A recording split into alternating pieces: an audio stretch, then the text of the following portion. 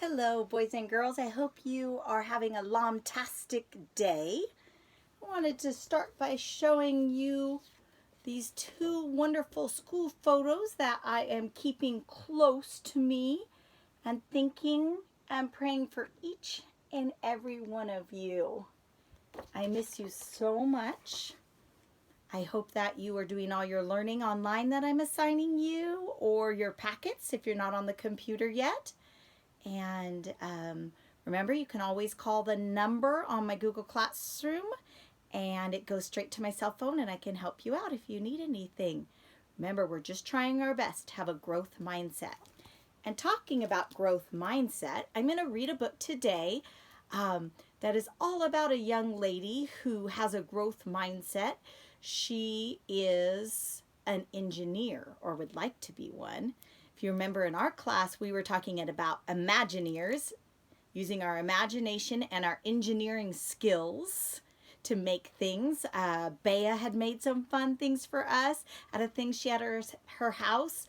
Right before school left out, I think Angel shared some things with us, some neat things he made from around the house, and you can too. I know Ava's done that for me, and some of the other students in our class. So I hope that this book inspires you to look around and see what you have and make some really cool things using your imagination and not giving up. Rosie Revere, Engineer, by Andrea Betty, illustrated by David Roberts. And of course, all my llama friends that you gave me throughout the school year are all here, even Mr. Humphrey. Even though he's not a llama, he knows he's always invited to our class.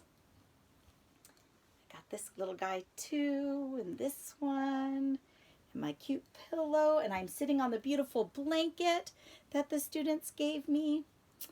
All right, let's go ahead and read our book, Rosie Revere, the Engineer. I love the pictures as well, boys and girls. This is the story of Rosie Revere, who dreamed of becoming a great engineer. In Lilia Green's classroom at Blue River Creek, young Rosie sat shyly, not daring to speak.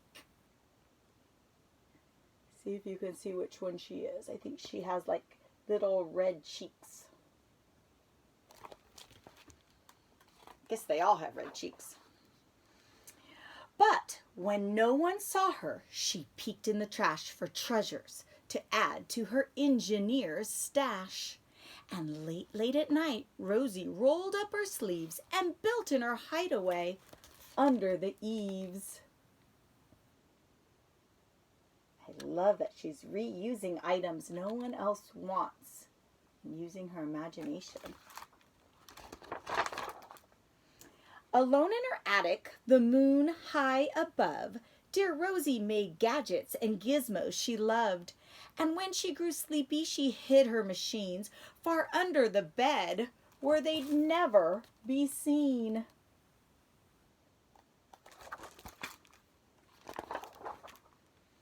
When Rosie was young, she had not been so shy. She worked with her hair swooping over one eye, and made fine inventions for uncles and aunts, a hot dog dispenser, and helium pants.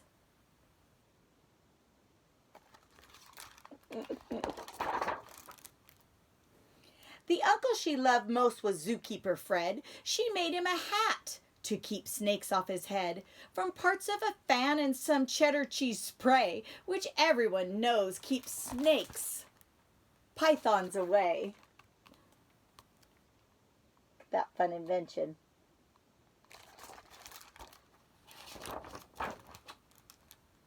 And when it was finished, young Rosie was proud. But Fred slapped his knee and he chuckled out loud. He laughed till he wheezed and his eyes filled with tears, all to the horror of Rosie Revere, who stood there embarrassed, perplexed, and dismayed. All words for confused. She looked at the cheese hat and then looked away. There was her favorite uncle laughing at her. love it, Fred hooted. Oh, truly I do. But Rosie Revere knew that could not be true. She stuck the cheese hat on the back of her shelf, and after that day, kept her dreams to herself. This little guy's trying to get away. I'm going to put him over here.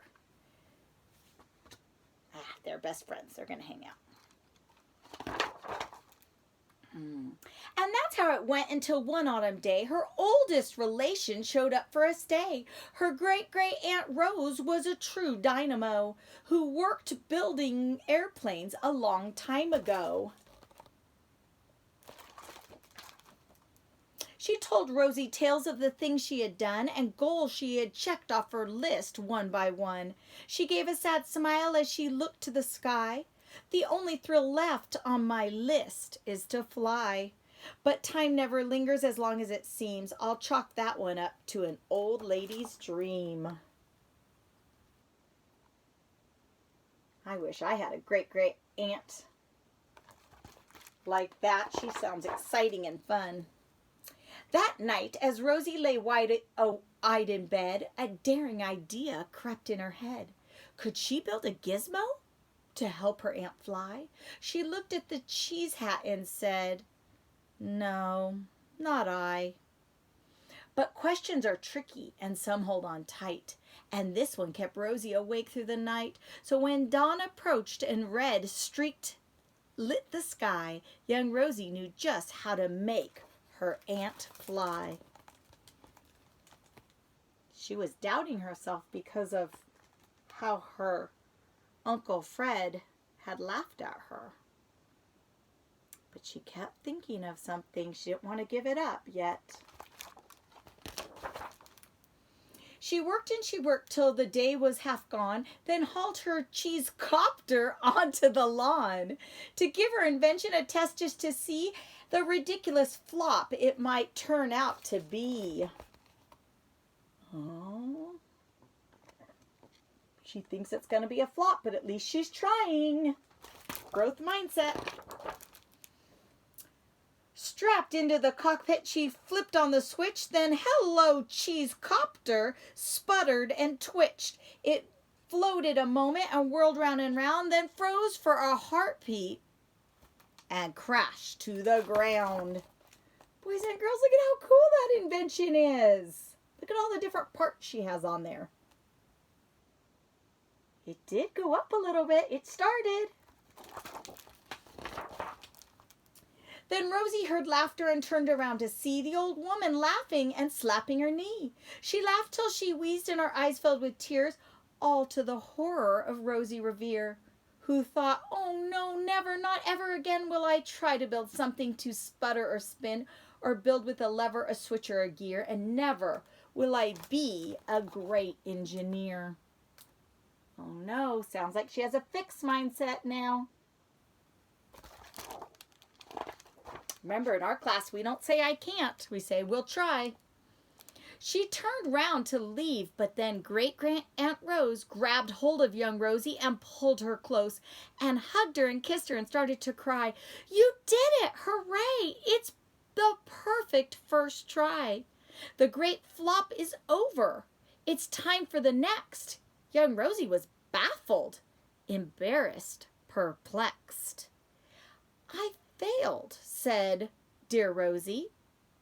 "It's just made of trash.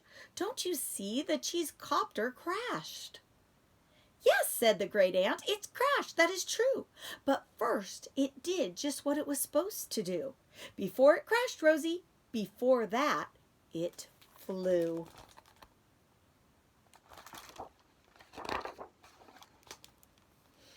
"Your brilliant first flop was a raging success. Come on, let's get busy and on to the next." She handed a notebook to Rosie Revere, who smiled at her aunt as it all became clear. Life might have its failures, but this was not it. The only true failures can come if you quit. We know that. Look at all the ideas she has, and she's writing in her inventions notebook. Be a great idea for you to start an inventions notebook.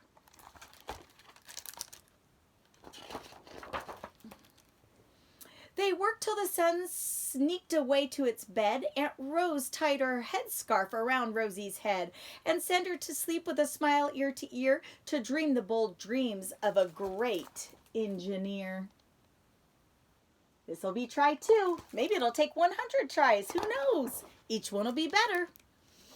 At Blue River Creek, all the kids in grade 2 build gizmos and gadgets and doohickeys too. With each perfect failure, they all stand in cheer, but none quite as proudly as Rosie Revere.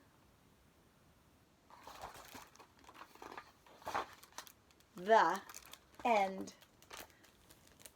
I love this book because it teaches you that growth mindset, that we got to keep trying and that we learn from mistakes. It's always okay to make mistakes as long as we're learning from them. So boys and girls, I am going to post some fun engineering and invention projects under projects if you would like to in the Google Classroom after hearing this book. So look for those. They are optional. But if you'd love to do them and turn them in, I'd love to see what you created. All right, that's all for now. Have a lomtastic day.